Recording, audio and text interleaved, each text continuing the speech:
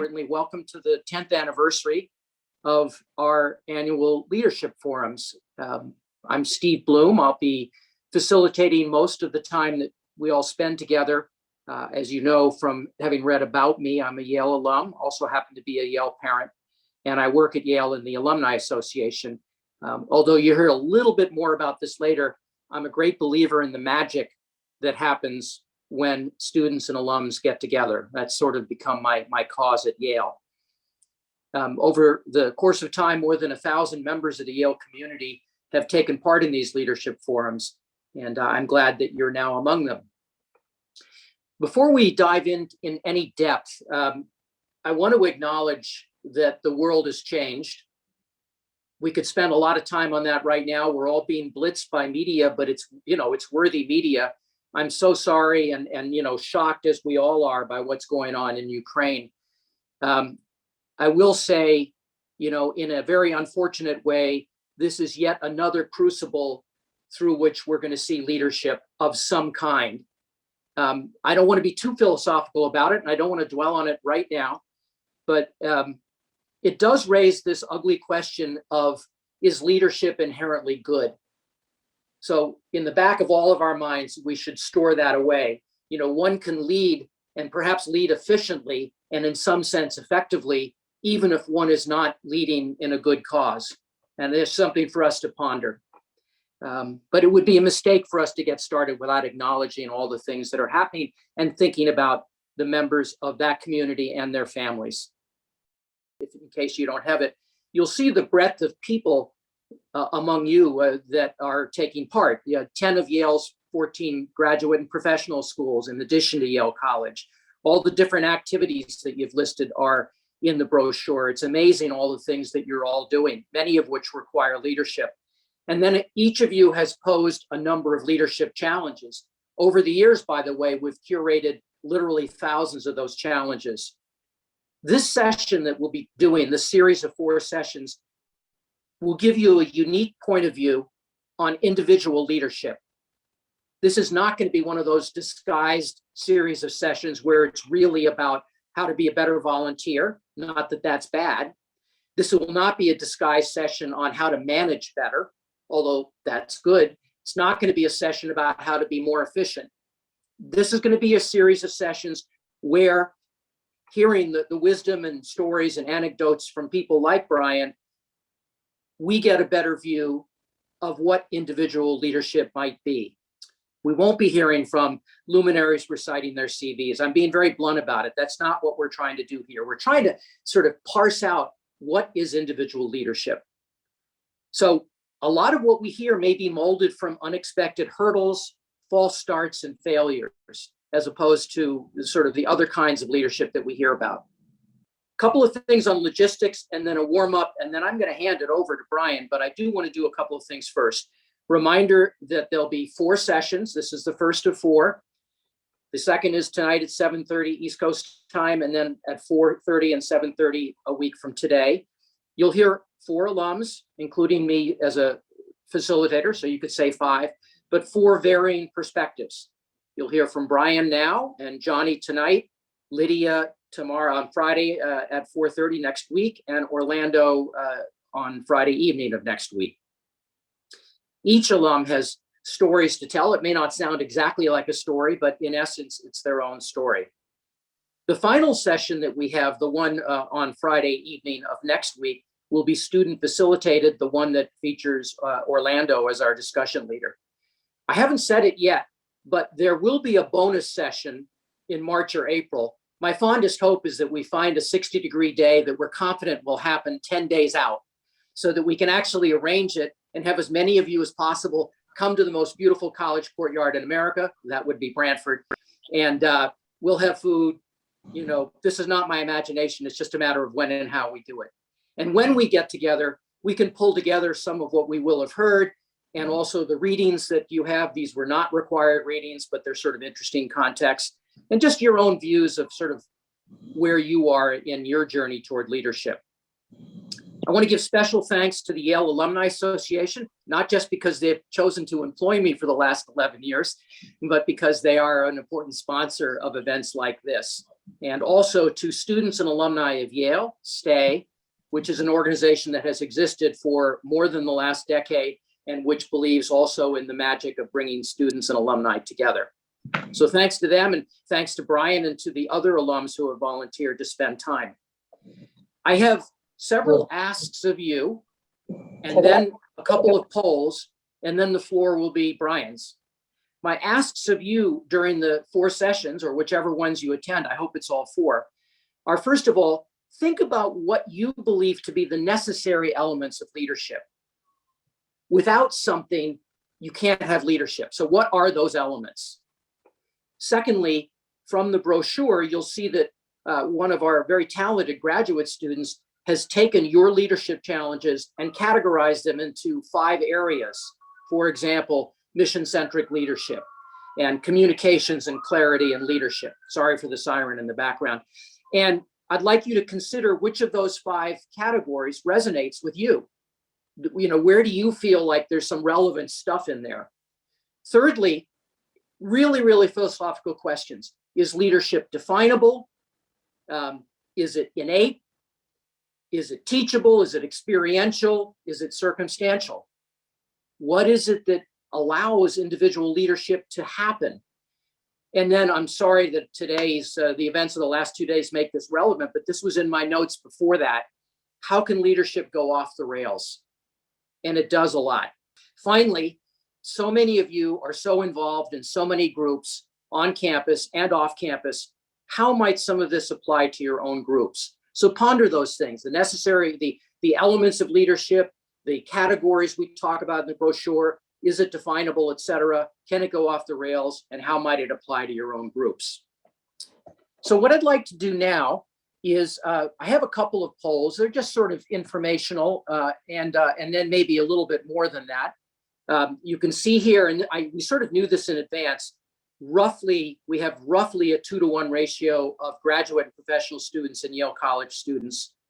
And then beyond that, a smattering of alums, and we're delighted that you're on. Roughly 10% alums, and then among the remaining 90%, 2/3 are students, as I mentioned before. Now we're going to dive a little deeper. There is a poll which will ask you 2 questions. Leadership traits. Let me set the stage for you before I launch it. You're going to see a list of 10 leadership traits. They are not the Bible. They do not define, you know, what leadership has to be, but I'd like you to pick up to 5 of them that you think are sort of essential or most important to leadership. And then below that, there's a second poll. So scroll down after you pick 5 that you think are essential, and you'll see which do you think you as a potential leader have in spades, which are the ones that are most important in your persona or whatever, and pick 2. So for the first one, pick 5 if you want. For the second, pick 2 if you want, and we'll launch it right now. If you feel like these don't describe you and aren't right for leadership, that's okay too. You know, you can either pass on this or however you want to adjust. And in fact, in my own mental back pocket, I can think of 2 others that don't even show up on this list. Okay, what I'm seeing here, well, still coming in, which is great. No rush.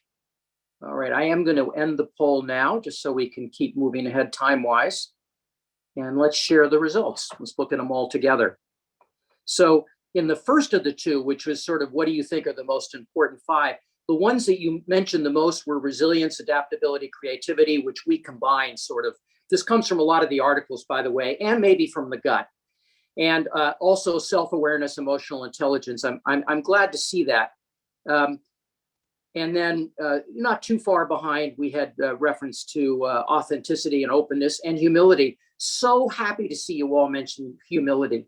There's a great irony to humility as something in the essence of leadership. You can afford to be humble if you have a compass and it's taking you in a certain direction. And so I'm really glad to see you acknowledge it. It's interesting to me that empathy showed as a relatively modest 32% of the responses, but all of that's fascinating. And then, and we've never done this particular poll before, which two traits do you think are your special strengths? So this could reveal differences between you and the rest of the world. You generally speaking, describe yourselves as more empathetic than sort of the 5 that you picked before. You do mention yourselves as having self-awareness and emotional intelligence. I would somewhat tongue-in-cheek argue that you have self-awareness and emotional intelligence by attending these sessions, because it does show that you're thinking about things deeply, and I'm proud of you for that. I see the openness and authenticity and the resilience as important factors too. So thank you for taking that poll. I'm going to stop sharing that. I gave Brian fair warning that I'm not a great believer in long introductions. I'm sure you aren't either. You're anxious to hear from him. The one thing I will say is that when we get started with Brian, I hope that you'll pose questions. You can pose them in chat. You can raise your hand. You can speak up, whatever works best for you. If you put them in chat, we will probably see them and then suggest that you speak up. I think the early part of this might be Brian sort of, getting us rolling in terms of his experience. What I would love to say about Brian too is that he and I have had a series of chats over the last couple of months. He is a great believer in enriching the Yale community, and he has an aspiration, which I love, which is to truly define entertainment the way it should be defined and create a community around that of Yale students and Yale alums. You can see, of course, from his bio, he's a leader at Bad Robot in the film and TV production area. He's been with creative artists. Like me, he happens to be very involved as a leader in professional sports too. Like me, his experience at Yale in sports was transformative. I was the captain of the fencing team, and he was very involved in the soccer team. And it's been the rest of my life and the rest of his. He lives on the West Coast. Anything else I say about you, Brian, is going to narrow it, because you're your own amazing person. And let me turn over the floor to you, and would love to hear your thoughts on leadership. I will occasionally intersperse a question if I feel like it, but I really want it to be you. So thanks for coming. Well, thank you. Thank you for having me, everyone, and for joining me on a later East Coast night. As we wind into the weekend, it's still afternoon here in Los Angeles.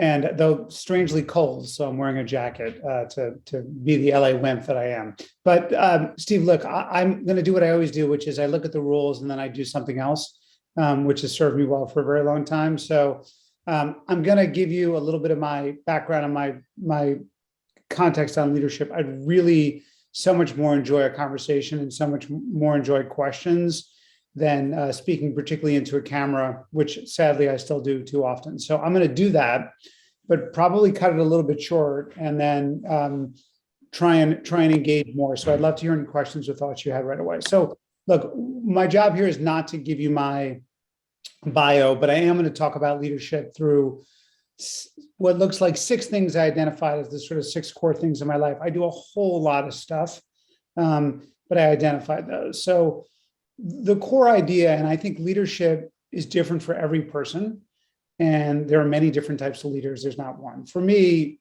it's been really simple. To lead is to serve, and it's not about you as the leader. And that's my theme. And my conclusion is that the good news, because I do have a big ego and I do think very highly of myself, is that if you focus on serving and you focus on others, it will eventually be about you.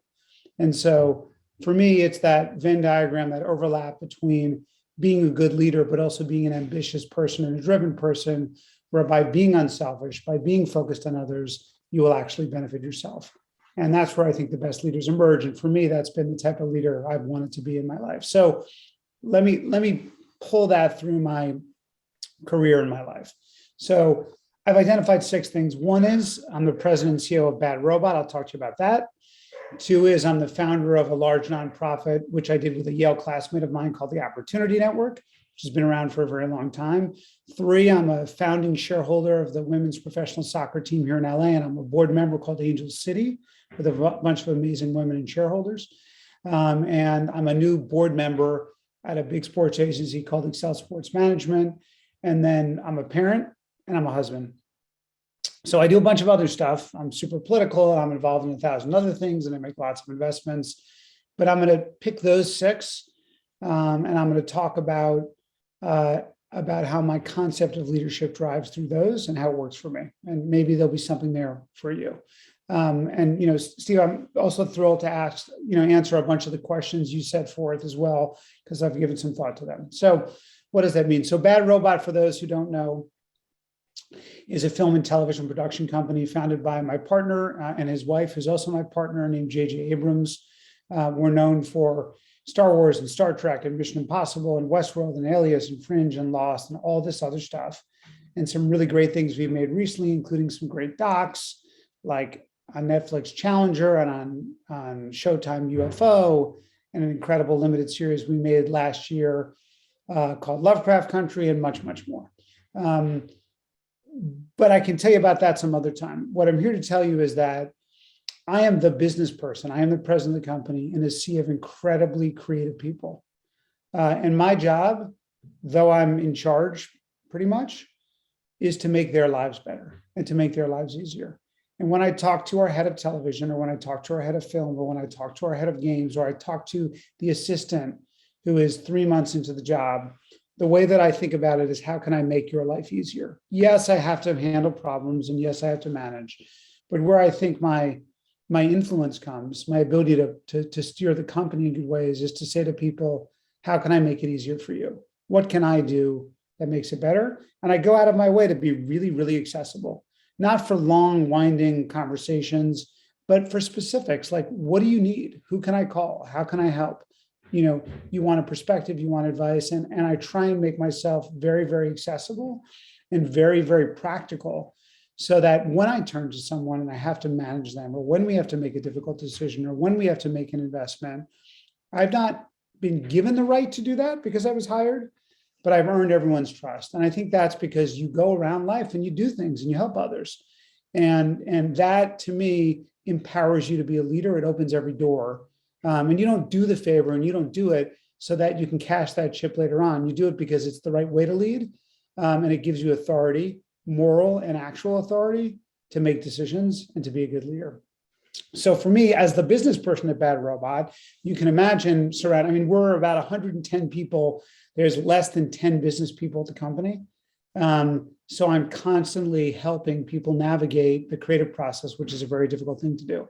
I'll give you one story, which is a fun one, about that topic. So I'm sure most people on this call know who Pixar is. And there's this famous creative story at Pixar about the movie Up, which is that the movie took like 5 years to make, because first a bunch of creative people had a version of the story up and they went in one direction. They spent all this money. And then at some point they were like, no, that's not going to work. But they were creative. So they said, well, let's try this different approach. And years went by. I mean, years, and tens of millions of dollars of development went by, until finally, by allowing a creative team to breathe and to be themselves, a beautiful story emerged and $1 billion movie was made. That is an incredible story of creativity. And for a creative person, you have given them the freedom to think clearly and to take time to find a story that's beautiful. That's great.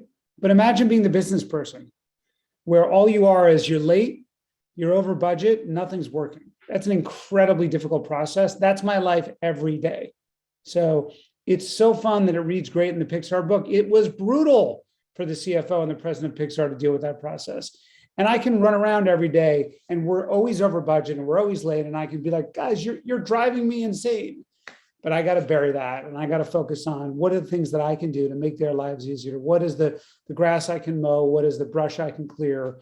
What is the patience I can show to get something done? So for me, that's leadership and focusing on what others need, not what I need, which is what I need is on budget, on time, listen to me, get this done. That's not how the world of creativity works. 2, the Opportunity Network. So 20 plus years ago, which dates me, I graduated, I was a young lawyer, and I really cared about civil rights and civil rights issues. And I had a theory that the best students, often but not always from first generation immigrant backgrounds, and often not always from low income backgrounds, just structurally were blocked from the networks and connections that often made things easier in life. And you could be the very best student, but everything else besides getting good grades was something that was more challenging because the system blocked you. And so the idea was, could we create an alternative network over decades that served those students in a way that created great value. And cut to 20 years later, and you can look it up, we have this extraordinary board and this extraordinary organization. And we've created amazing value for people who we care about. And it's the best thing I've ever done professionally in my life. And I'm so proud of it. But the mission from day one was not about me. It was about helping other people and helping other students. And helping people who deserve to have those walls broken down and to have alternative networks created. But like my punchline of if you make it about someone else, it becomes about you. What has it done for me over 20 years? It's allowed me to call anyone in the world and tell them I want them to get on stage with me. Pick your famous person, pick your billionaire, pick your person of note. It has defined my relationships with people like Cory Booker and Supreme Court justices and CEOs, because I'm able to talk to them about something that's not just about myself. And so for all the work we've done for 20 years, there's hundreds of examples about how selfishly I benefited from being one of the founders of this organization, or the founder. I didn't do it for that reason. I did it because I cared. And it's been 20 years. But because I cared about others, because I looked at it as my job to serve others, I was able to become a leader and be the leader and get tons of benefit from that. So that's example 2. Example 3 is Angel City. So we have this incredible women's soccer team, which I beg you to look up online. It's incredible what we've done. We've yet to play our first game. My co-investors and partners are Serena Williams and Natalie Portman and 50 other actors whose names you know, and all these former US women players who are our partners in the business. And I realized very, very early a couple of things. One is I have an enormous love for sports, and in particularly for women's sports, both for my son and my daughter to enjoy it with me, and my wife. And 2, that to really change some of the inequities within women's sports, it was not going to be about me. It was going to be about finding and supporting great female entrepreneurs and leaders to start this team. And if you look at ownership in professional sports and you look at ownership in female sports, it's overwhelmingly male. And so I had this desire to bring this team to LA, but I knew the whole time it couldn't be about me. And so we didn't make it that way. Cut to a couple of years later, we have this wonderful team. I have these incredible partners. There are 3 women who are really our main partners: Natalie Portman, a woman who runs a venture fund named Cara Nortman, and our CEO. And I just did my job. And I was lucky enough that they came to me and asked me to be on the board and, as an owner. And I didn't expect that.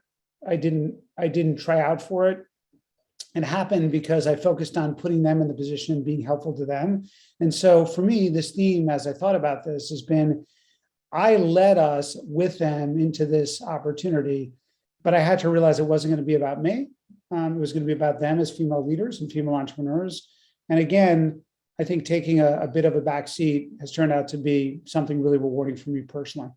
And then lastly, I'm on the board of this awesome sports agency called Excel. We're known as people, we represented Derek Jeter and Peyton Manning and Tiger Woods and all these other names you know. And I'm just a board member. And one of the great things about life is when you've been running stuff for a long time, you get to be a board member. It really isn't about you. It's about the management team. It's about giving advice and giving guidance. And so in this role, I'm actually not asked to lead. I'm just asked to advise. But again, when you're selfless and you just tell someone your opinion, you don't make it about you. It's really interesting how I can already see my role in the company growing because I'm just acting like a board member who cares, and I'm just there to listen to the executives and support them. So I think that's like an incredibly quick snapshot of leadership in my life professionally. There's more I could say. And then as a parent and husband, I have 2 kids, 14 and 11. They're awesome, Graham and Sloan. And we're incredibly close. And my life is so much about wanting to be with them and wanting to support what they do. And if you want I think my lesson of parenthood, and not that I'm getting it right, because gosh, I'm getting so much wrong, but if I'm there for them and I make it about them and I don't talk about myself, one is they want to do the stuff that I love.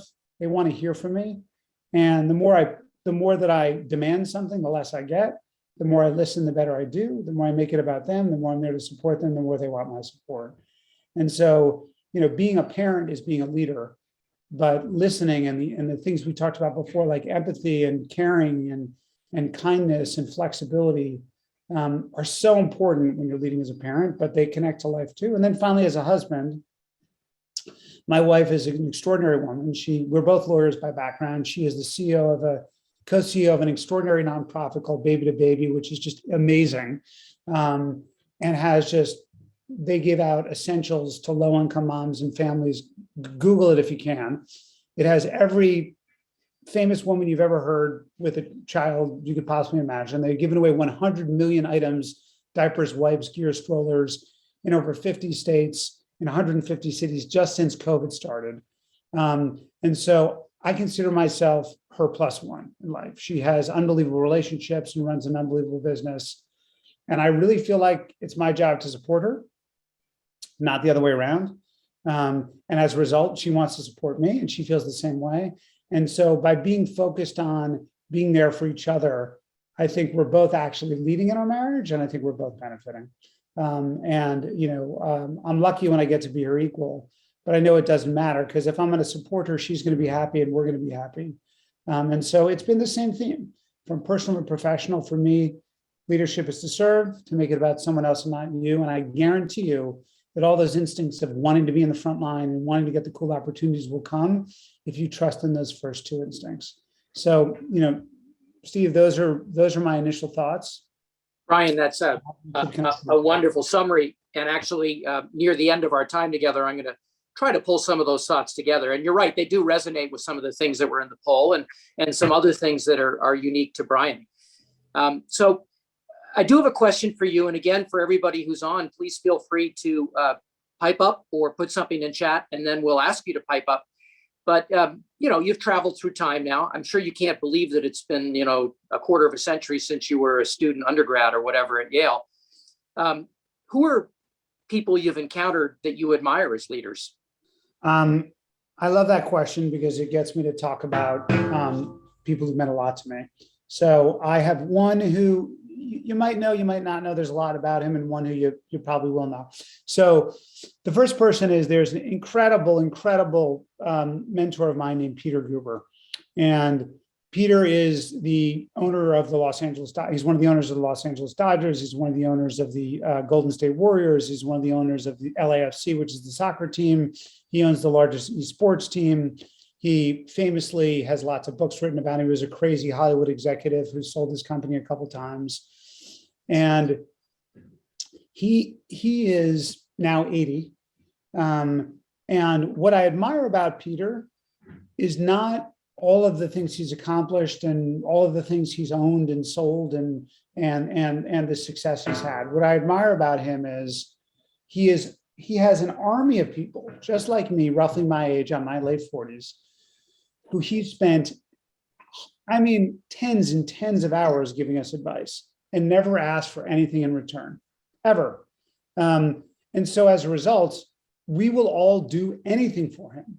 So he is 80 years old, which is not young, particularly for sports media and entertainment, and has an army of men and women who he's never asked to do a single thing for, who will kill for him and will give him anything he wants and do anything for him.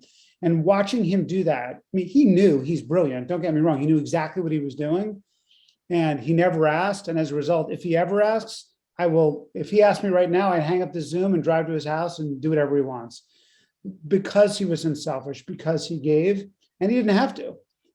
Now, he did it for two reasons. Reason one was because he cared, and reason two is because he is smart, and he bet that I would someday turn into someone who could help him. And he's right. Anything he ever wants, he still hasn't asked, I'll do. So that's the sort of internal person whose leadership I admire. The other person, sorry to be so sports focused, is Coach K. So from Duke. So when I worked at CAA, which is Creative Artists Agency, it's a big sports and talent agency. So, and he's been at Duke for, 30, 40 years. So though I was the finance and strategy person, I would always pick really interesting people because that's what you did, and just get to know them and get involved in their lives and help. So I got to know Coach K pretty well, amongst others. And for those who know him and for those who don't, he has sort of an absolute perfect reputation as an impeccable person with incredibly high integrity, who's never done things wrong, who's never doesn't drink too much, doesn't mess around, is good to his players, is a great coach, is a leader, a father, and sort of the picture perfect description of what one would want in life. And what I found too often, because I've gotten to know a lot of these people, whether it's a politician or a business leader or an entrepreneur or whatever, they never really live up to it. And you sort of don't want to meet your heroes. When I got to know Coach K, what I realized was it was all true, except it was even better. He was all those things, except he was really funny. He curses too much. He likes wine. And you sit with him and you realize that this is a person who could have done anything, and he surrounds himself with his family, with his children, with his players, and he is everything you want him to be. And that was a decision, because with the success that he had, he easily could have chosen to go in other directions, but he chose to focus on the things that he loved and to actually be the person you read about and people talk about and people care about. And so that trueness for me, not all the things, not the national championships, not the money, it was, I can do anything and I'm going to choose to be a good person. That to me was incredible leadership that then gave him, again, the moral authority and the capability to continue to do what he does, as opposed to so many people who play a role in public and are different in private. So those are my two. And I'm thrilled I got to say those out loud. Thank you for giving me that chance. No, of course, happy to do it. And again, I encourage anybody to pop up. The minute I see a red blip in the chat, I'm going to step aside. But I do, I have a related question. I sense that Peter is actually sort of also a mentor, you know, even if it's occasional. So it goes beyond a leader that you admire, but somebody that, you know, is a mentor for you. But along the way, and I also sense, by the way you talk about her, that your spouse may be a mentor. In my own relationship, I have a cross mentorship also with my partner, and I've learned a lot from her. But are there other people, that one or two or three, or, you know, that you consider to be important mentors in your life? I mean, really, I go back to, I mean, there are friends who I really rely on, and they're more friends. I mean, I think I go back to a foundational relationship, and I listed here as just my grandfather. He died when I was young, but there are people in your life who you remember things that they've said. And so, you know, Peter has a couple, but my grandfather had a couple. Like, my grandfather said to me at a very young age, if you don't have a plan, you can't change it. And I loved it. And to this day, I'm always like, I hate when people are like, I don't know what I want. I don't know. What are we going to do? It's like, no, just pick a path, declare it, but it changes. Like, I did not intend to move to Los Angeles and be in this industry, but it happened, and you adjust and you change. But like, if you don't know where you're trying to go, you're never going to get there. But along the journey, you're going to take different turns. And so my grandfather had lots of those sayings. Peter is a couple that I love as my mentor. I'll just share one. Is he always says to me all the time, and he is a day-to-day mentor of mine. He'll say, be impatient, but not imprudent. What does that mean? He goes, you can't wait. Every day you should wake up anxious to do something, but it doesn't mean you should do it. Like, what's the next step in your career? What's the next thing you want in your life? Like, be impatient, because if you're not, you'll never get there. But don't be imprudent. Just because you're impatient, don't do it. And I love those little sayings, and a bunch have stuck in my life. And, you know, my mentors, you know, and I try and repeat those to people all the time. And I have a whole bunch of them, I say. But I'd say my dad and my grandfather, my dad I love, but he's not my mentor. But probably my grandfather, going back to when I was, you know, in my teens, and Peter as an adult have been. Thank you. That's great.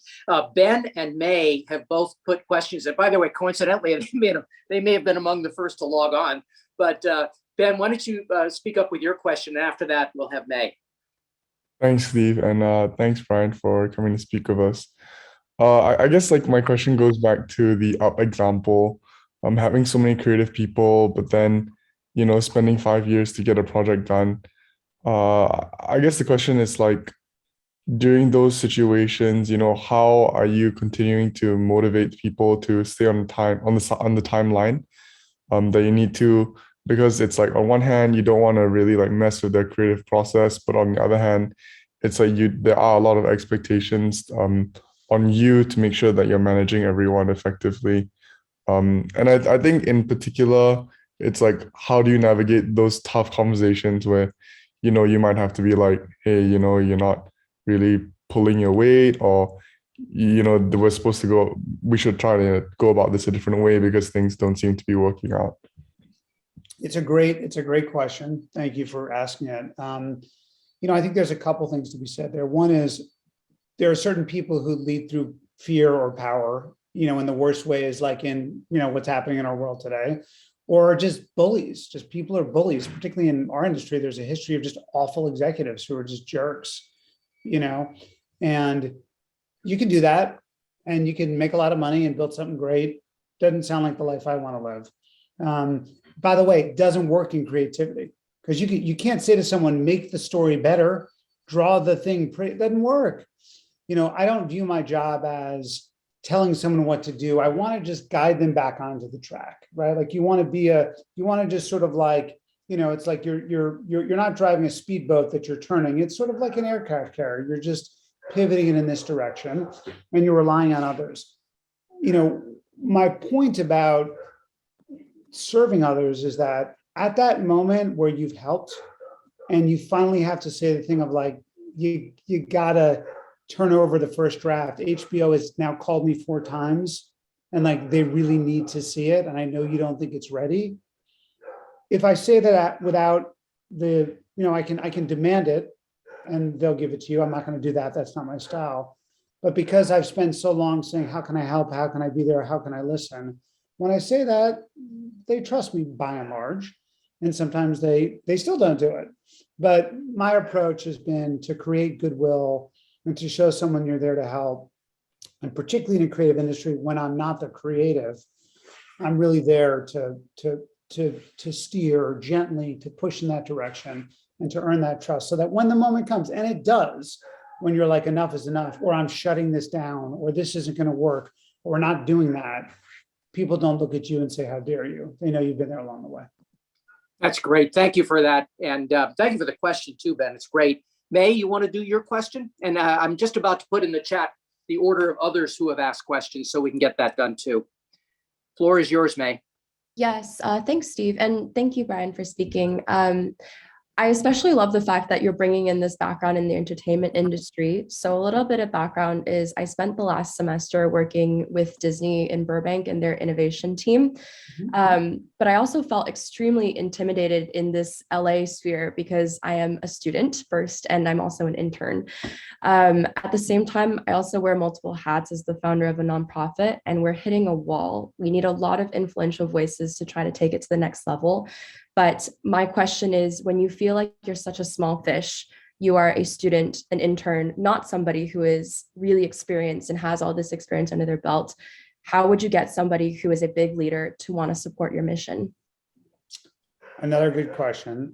So I'm gonna invert it a little bit, and maybe it doesn't apply to you, and you'll tell me that I'm wrong. But I actually think that when you're a student, like, this is one of the benefits of Yale, is like, if I get like a cold LinkedIn from someone or a cold email, there are a lot of people who are like, well, I'm not going to do that. But you sort of, as a young person and as a student or as a young professional or any other stage of your life, is like, you kind of have permission to just say, hey, I admire what you do. Can I have 15 minutes of your time? Can I have 20 minutes of your time? And people actually will say yes. Now, like when you're my age and you write that to someone, they're like, well, that's weird. No, I don't have 20 minutes for you. But I really think you have sort of like a license to reach out and say, pick a nonprofit leader who you admire. By the way, it's fun. Like if they don't reply, they don't reply. Like I still send cold emails all the time, or cold LinkedIn thing, and say, hey, I'd love to pick your brain for 20 minutes. By the way, when you're asking for guidance, what you are really asking for is for them to help solve it. But you can't say that, like, you just met the person. So you don't go like, hey, you're like, I'd love to hear about your journey. I just did this the other day with a really, really successful executive. And what I really want is I want for that person to view me in a certain way. But I went to them and just said, I just love to get your perspective on a couple of things. And he knew exactly what I was doing, which is to find a way to get him to sit down with me and to talk, to get his perspective. And he also knew that my goal is not just to get his perspective. But he was thrilled to offer it. And there are other people who don't reply to that email. But I actually think you should feel empowered by the things you've accomplished thus far in your life. The very fact that you have done that you have a nonprofit, like you're not saying like, oh, wise man or woman, please tell me what to do. You're like, I'm an entrepreneur. I did this. I'd love to get your perspective for 20 minutes. Do you have time? And I think people will by and large like respond to that, because there's no one at my stage of life who doesn't like to be asked by a really impressive younger person, can you give me your perspective? Like, it feels good to get that email. And if, by the way, if they don't reply, they're jerks anyway, so who cares? So I would just hope you feel empowered to go for it. And particularly now when you can like pretty much get to anyone through LinkedIn or whatever, like just do it. So I know that's probably a lot easier said than done mentally, but I've seen it work a bunch, and the solution is closer than you think if you just want to push yourself out there. Thanks, Brian. Sure, thank you. Thank you so much for joining us today, Brian. And I guess my question does tie in a little bit with your up example, but basically to give you a little bit of context, whenever I'm this semester, I'm I'm the managing editor at the Yale Journal of International Affairs. And before studying grad school here, I was working for the past 5 years. And my approach to leadership, I'm a huge fan of involving the team in decision-making collectively, because I feel that helps build a sense of like ownership over the organization. But I've always sort of struggled between like finding the right balance between, involving everyone in the decision, but also like making sure that things are decided on time, and that, there's not too many disagreements that break out about like what is the best way forward. So I feel like, so I was just curious about your thoughts on, involving people in decision making, but also at the same time making sure that decisions are actually made and that you follow through on that. Yeah, I mean, when you're leading a company or an organization or a class, whatever it is, like you simply cannot, you cannot follow everyone's point of view, and it will take forever. And at some point you have to make the decision. Part of it, I think, is, again, I think when you like have a decision to make and you like have not spent time investing in those relationships and you go to someone, like it's super slow. Like I spent so much time with trying to build trust that like when we have something to do, I can like text someone and be like, what do you think? And it creates a level of informality. I'm not leading just at the moment where it's like, we got this big decision to make. It's the little everyday stuff that builds trust. And by the way, adds value to your life as a leader, so that sometimes you don't even have to do that, because you're like, I've been talking to everyone forever. Like we give reviews in our company, and there's nobody who reports directly to me who's surprised by anything that I say when they have their annual review. They've heard it like every day for a year. So there's no dramatic moment. And so I think what a lot of people do is they sort of like, they do this thing where it's like, we have it like, in our business right now, in every business, like, do you go back to work? Should you go back to work? COVID, 5 days, 2 days. Every company does like surveys and blah, blah, blah. It's like, you could survey yourself for the rest of your life. If you ask 100 people, you're going to get, 50 one way, 50 the other. I mean, like every single time. And, I think the key is like, have you invested before then to make people feel included, so that when you make a decision, they may have not weighed in on that specific thing, but they have access to you. Now, look, at some level, like the organization gets too big and you're not going to talk to everyone. And then you have to be comfortable with people don't like everything. Like, too bad. Like, I'm gonna do my best. And if you're, as an ethical person and as a person who people feel is generally pushing in the right direction, they don't have to like the idea. You just don't want them to not like you, or not like you is different. I unfortunately like to be liked, but there are a lot of people who don't care, but they have to respect you, and they have to know that you're whatever decision you're making, you're doing in the best interest of the organization and them, not just you, which gets back to the unselfish part. And then it's easier. If they don't like it, at least they don't think you're like, oh, Brian's crazy. They're like, well, I don't agree, but is a better way to be. So that's my long term. The headline being, it's not about the moment, it's about everything before the moment that makes the moment easier. Sure, Anna, thank you for that, and Brian for the answer. David, I'm going to characterize your question, and then you can get me corrected. David asks, you mentioned running interference for your team, Brian, and what if you've got an important and squeaky wheel client? How do you sort of protect your team from sort of having bandwidth burnout because you're trying to make sure that client gets what they need? I mean, ultimately, I feel, I mean, I've had different versions of client service business in my life. As an agency, we had shareholders, we had crazy famous people. As a lawyer, we had corporations. Now we have partners of Bad Robot.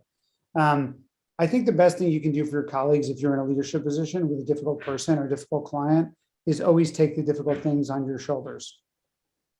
Always. So never make your colleagues, if there's a problem, be on the call. If the client's mad, be on the call.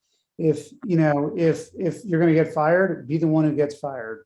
If you're going to push back, I don't know what it would be, but just don't avoid it. And what ends up happening, I think, with colleagues is when you go like, hey, the client's, this client's mad, I'll call he or she and take it on the chin.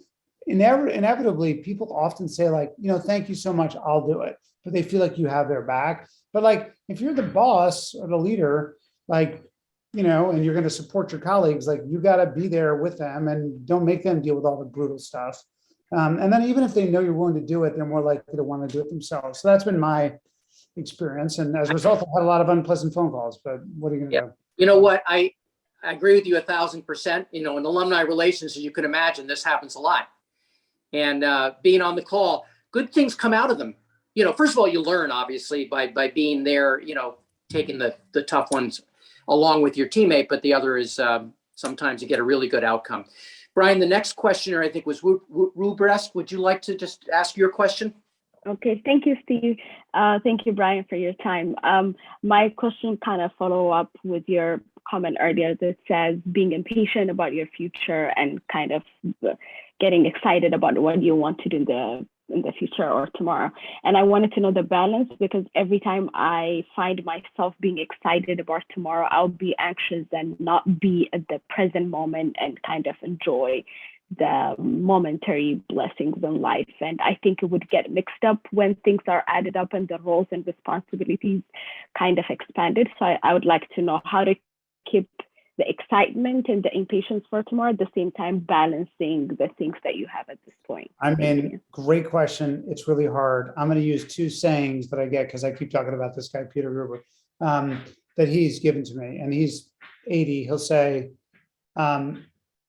people at various points of life, when you're 25, you're like, I thought I would do this by the time I was 25. When you're 35, you said, I thought I'd do this by the time I was 35. When you're 45, you're like, I can't believe I'm 45. I mean, this happens. And that's all about like enjoying what you have. And what he said to me 100 times is, you're never going to be younger today than you'll ever be again. So if you're worried about getting older, you're missing the point. Like tomorrow, you're going to be a day older. So you better enjoy what you have at this moment. And I think about that all the time, because what's going to happen here and what's going to happen then, and my kids are going to go to college, all of that stuff is fine to worry about, but like, they're not at college yet, they're down the hallway. And I just think that takes like a daily constant reminder, particularly if you're like, of which most people are on this, someone who did well in school and works hard and gets good, like all that stuff, like your personality is to worry about the thing ahead of you.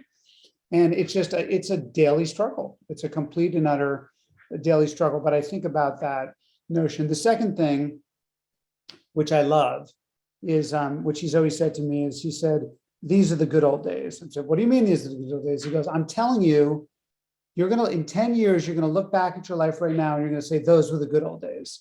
And 10 years after that, you're going to say, those were the good old days.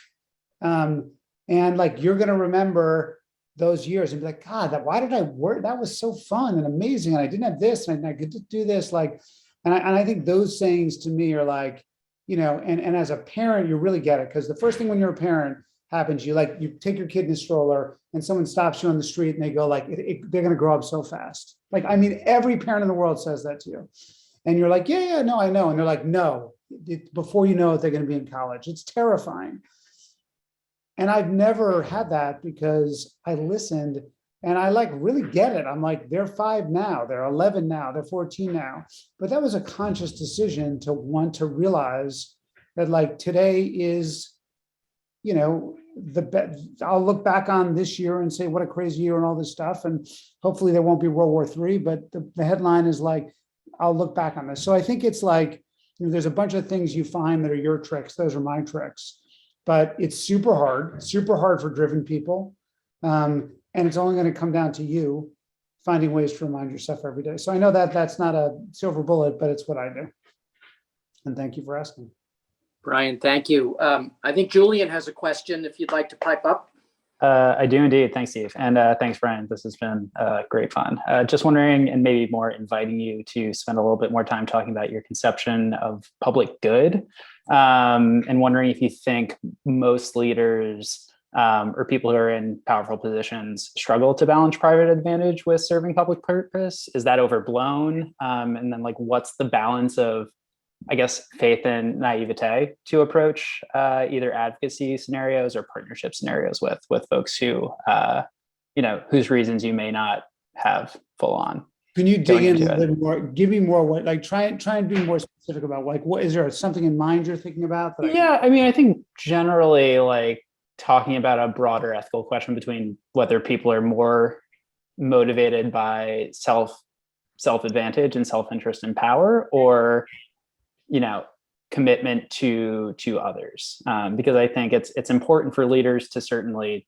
feel that internal commitment themselves, but that's not always how power dynamics in the world work. So, I mean, look, first, you just will choose who you want to spend your life with, and sometimes you'll get a job or find yourself in a situation or end up with a friend, and you're like, how did I end up working for this person, or how did I end up hanging out all the time with this? And it shifts. I mean, even on a personal level, like, we're thinking about, like, people that were great for us when our children were little versus our children at 11 and 14, and the same shift. And I think you're constantly evaluating, like, if time is the most precious commodity in the world, who I want to spend my time with. So I think there's the macro of, like, that.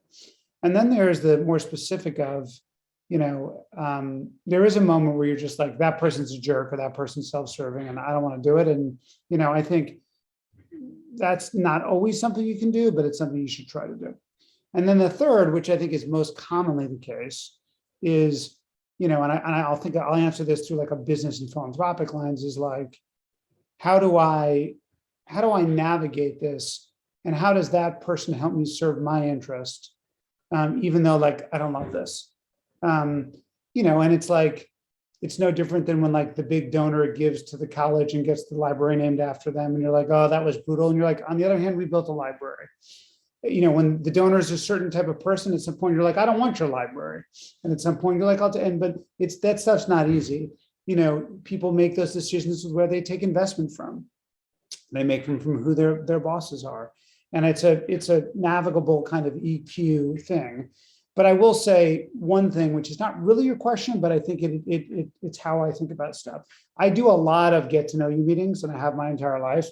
And one thing I try and do out of them is I try and think about, no matter who it is, what's one thing because people want a lot of favors. So you're like, what's one thing they could do for me someday? And so, like, if I'm making it up, an assistant at an agency that wants to move up in the entertainment business, and they get me for 30 minutes, I'm like, okay, someday I'm going to get, like, a family friend who's going to, like, or like a person from the Opportunity Network who's going to want to talk to someone. I'm going to go back to Julian and be like, hey, Julian, will you talk to this person? And, like, that might be 4 years from now, but I'm thinking about what are the little benefits I can get. And the benefits are not, like, mercenary. There could be anything, or like, or like, oh, that's cool. Now I know somebody from Yale. I mean, who knows? But I think if you try and use that lens, which appears to be selfish, I actually think what it means is you become a better helper and a better partner. And so then on the other hand, it's like, okay, now I have to deal with this person, or how do I deal with it? And I do think that there's a point where enough is enough and you move on. And some people have more tolerance for that than others. But it's a balance, and not an easy one. And it's one I've done pretty well in my life with, but I've certainly dealt with a lot of knuckleheads over time and put up with more than I probably should have. Brian, thank you for your time. I know that you're running short on time, and we're very grateful for the time you've carved out. Sammy did have a question. Let's do that, and I think maybe then we'll wrap up at that point. But Sammy, why don't you go ahead? So I was wondering, Brian, about, like, the question of kind of power dynamics in terms of social issues like race and gender and other things, that have analogous kind of positions in the industry, especially, in a media industry where you're kind of broadcasting, images that, like, form a large part of the kind of ideas of, like, what's normal or what's acceptable but also within the company, power dynamics, how they play out, and especially like because of the recent, in recent years, kind of revelation of the widespread like sexual violence and stuff in the Hollywood. So I guess, yeah, I'm just curious about your perspective on kind of thinking about all these issues. Thank you for the question. It's a great one, and it's a complicated one. There's a lot within what you just said, so I'll answer a version of it and come back to me if I don't. I mean, a founding principle of not mine, but our company's, and it's mine personally too, and it's been of the last couple of places I've worked, has been that, particularly in the sports media and entertainment industry, it is my belief, it is our belief, that when you have a room of people from different backgrounds, from different perspectives, from different genders, from different ethnicities and races, you get richer, better stories. Like, you get richer, better outcomes. And that the balance of opinions leads to better decision-making, and creatively, it leads to far better outcomes. I'll give you a very specific example. We made this show called Lovecraft Country, which sadly is not coming back for a second season, but we love. And we're a company led by a white creator in JJ. And our television team is actually led by a former Yale colleague of ours who's a white woman. And we made this show, which is just about, an incredible story centered around an African-American family, and just deep, intense race issues in and around all sorts of cool stuff, about sci-fi and new worlds and all this stuff. And we partnered with Jordan Peele, and we partnered with an extraordinary creator named Misha Green, and they're people of color. And because of that connection of human beings, we were able to tell the story in a way we never would have. We were able to tell the story in a way they never would have. It was a rich collaboration. And we just fundamentally believe that our differentiation is our diversity in our game. We have a games business called Bad Robot Games we just started. Like, we're run by, our two heads are two women, which should be the norm. It's not, and it's pathetic in the video game business. So just not being horrible human beings puts us ahead of everyone else in the video game business. But we fundamentally believe that a huge competitive advantage is going to be, we have different voices and different people and different perspectives, and the games we're going to make are going to be better as a result. So like, the first thing is, if you're someone who actually fundamentally believes that and doesn't say it, it makes this a whole lot easier. A lot of people don't believe that. A lot of people don't feel that way. And I have a lot to say about that. We do, I do.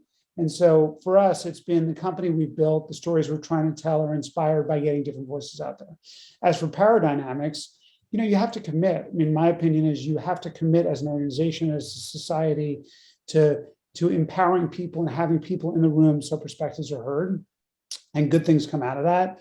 And it's a fight every day. And there's, of course, there's horrible behavior and horrible people who do terrible things, and there need to be health consequences. And we've been, as a company, and me as a human being, been very strong in the way we've responded to that.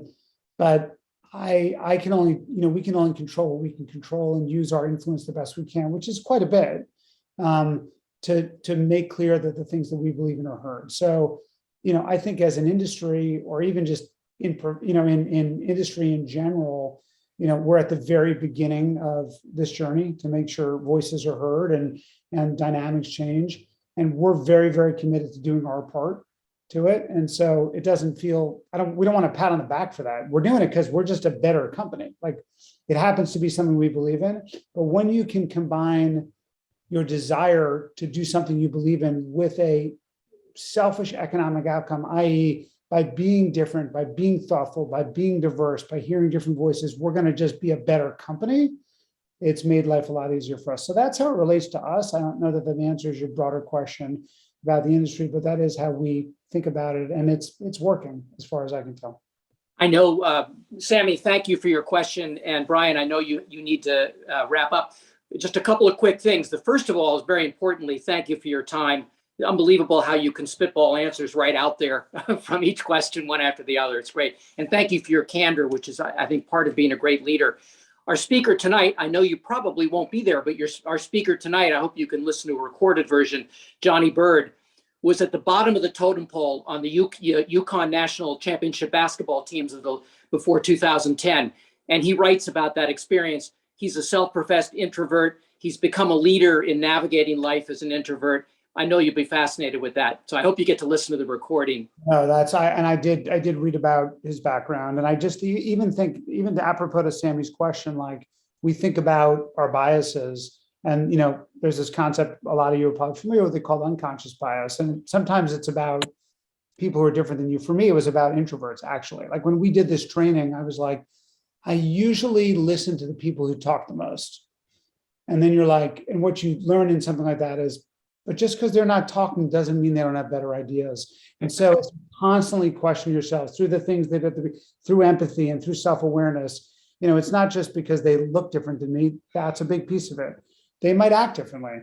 And the best ideas win, but you're not going to hear those ideas unless you change. So Johnny's a great example of that, clearly.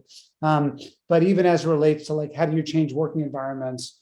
It's I often say that it's a unfortunately consistent trait of people who have 100% certainty and 50% accuracy. And so I try and focus on the accuracy and not the certainty. But anyway, thank you so much for including me, and it was my pleasure, and hope it was helpful to people. Brian, it's wonderful. If everybody else could stay on for 1 or 2 minutes, and then we'll be done until 7:30 our time. Brian, again, thank you for doing it. My pleasure. So I do hope that those of you who were part of this can hang in there at 7:30 or come back at 7:20, 7:30. Johnny Byrd is an amazing guy. He happens to have become a friend of mine, but just he really has a great compass. He's a great story to tell. We'll also spend a few minutes at the beginning pulling together a lot of what Brian just said. Thank you all for your time. I want to honor your time so that you come back later. See you in a little less than 2 hours. Have a good evening. Thanks. Bye.